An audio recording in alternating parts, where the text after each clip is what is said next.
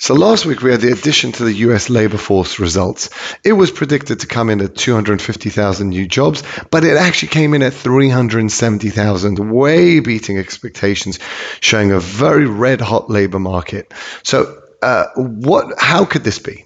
So there's four reasons for this. The first is unemployment is always a lagging indicator, which means it takes time for unemployment to occur.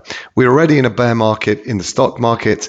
We're already in a recession. We had Q1 negative print. We're going to have Q2 negative print. Once that seeps through, that businesses realize, wow, there's not much demand for my products, then they start cutting back on workers, and then unemployment occurs. So that's the first thing. Same way on the way up. On the way up, the stock market will already have been rebounded. GDP will show positive growth.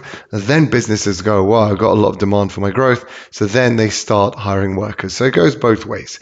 Number two, looking at the household survey compared to the labor survey, there was actually a decrease of 150,000 people. I don't like looking at that because the labor force survey actually is seasonally adjusted, makes differences for farm workers that work at certain times, ice cream truck workers that don't work in the winter, things like that. So I don't like using that. Not really so good.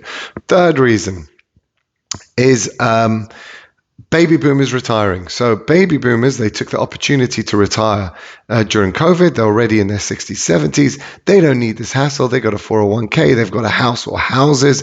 They can downsize. So they took that opportunity to do so, and we see that through the labor participation rate, which went down from 65% prior to COVID to 61% now and has not recovered. It's basically in flat line for about a year. It's not gone up. They've left the workforce. That's it. They're gone. Now, that leaves the fourth one. So the fourth one is the amount of gig workers. So people don't get that. They're not salaried. A lot of my friends, a lot of people I know, don't work as a formal employee.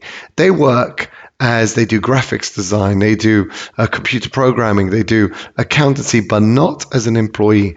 They send in an invoice, and that company pays the invoice, and they pays it to a company, usually offshore, who then pays it back to them, and they pay minimal capital gains tax, let's say maximum 20%. So that's much less tax than a salaried employee. So they would not show up on unemployment statistics because the unemployment asks for two things. One, are you unemployed? No, they're not. Two, are you looking for a job? No, they're not looking for a job either. So that is the four reasons why we can have very low unemployment. There is a fifth reason, and that is our population is like this, meaning the 60 to 70-year-old baby boom generation is the biggest generation, and they're supported by a much smaller pool below retirement age. And so you will get like Japan, which also has a completely distorted population pyramid. And what that means is, so those older people who are now retired need, there's no one to work, no one to do the actual work. So, as I said, I went to America and the malls are closing at 6:30 rather than 9:30 because they cannot find workers. The pilots, why is this the whole airport's going crazy? Pilots have retired. That's it. They're in there. They can retire in their 50s. They've got a good pension. Why should they bother?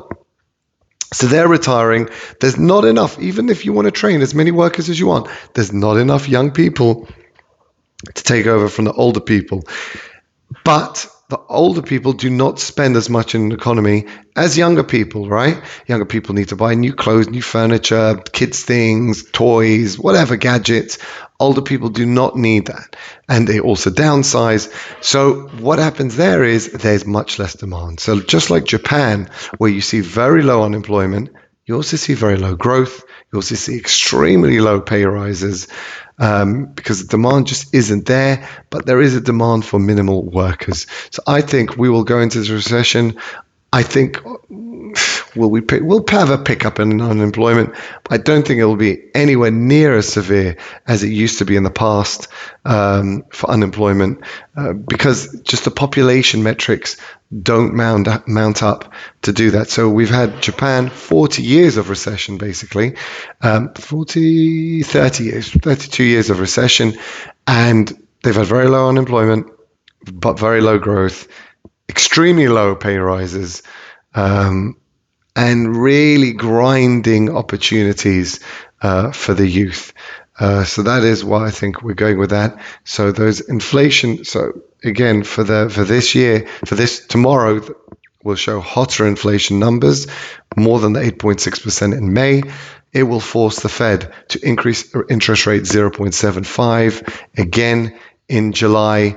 But I don't think it will cause we will go into recession, but I don't think it will cause such a dreadful unemployment shock that people are thinking about.